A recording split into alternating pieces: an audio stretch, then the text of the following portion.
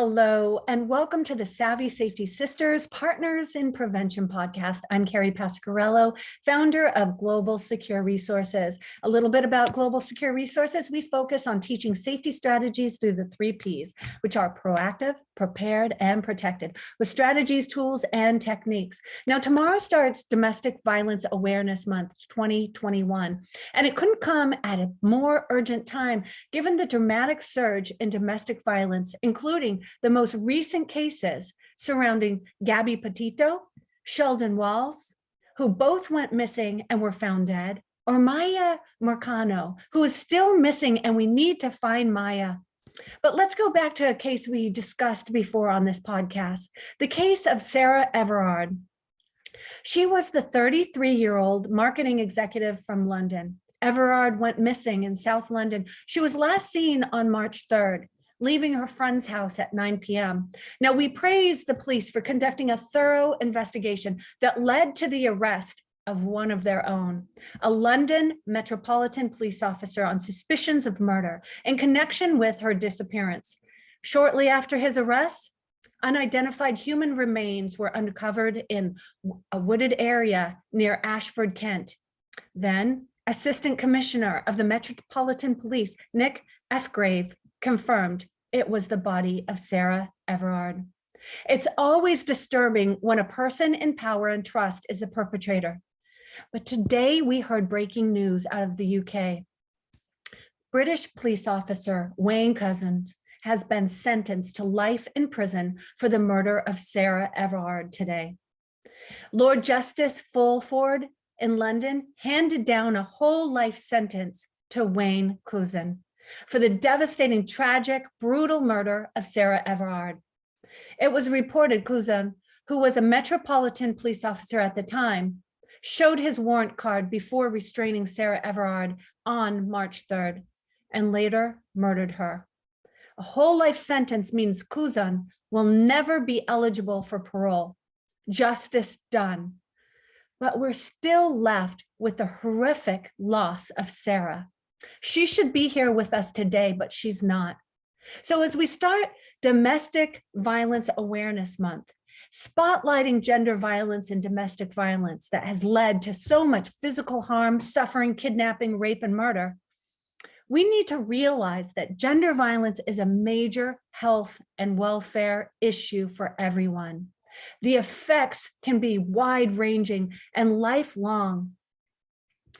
Victims can experience physical injuries and mental health effects for a long time.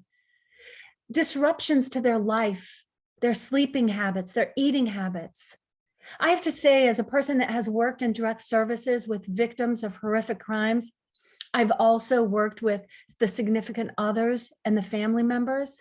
The pain is long lasting for everyone, especially the survivor. So where do we start for self-help and empowerment? We have to speak up to change the culture, educate everyone about risk reduction techniques, and understand the responsibility of making smart and safe decisions. And we need to understand the proper use of self-defense. We need to incorporate the bystander strategy. This is giving tools to interrupt the process and to speak up, to create a peer culture climate, to interrupt harassing behavior when we see it happening. We need to talk about domestic violence, about gender violence, about intimate partner violence with students early, especially because research has showed that intimate partner violence is most prevalent in young adulthood, signifying the critical importance of early awareness and prevention efforts. Greater awareness and collective actions are critical to stop and to prevent the abuse that is killing women every single day, including many who never make it to the national headlines. So I will end today with, if you or a friend is in need of help, please reach out to the following resources, and I'll make sure to include them in the link below.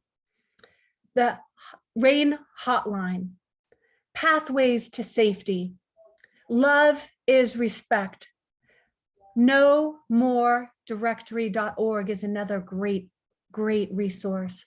the RAD system, it's a self-defense program, and surviverape.org.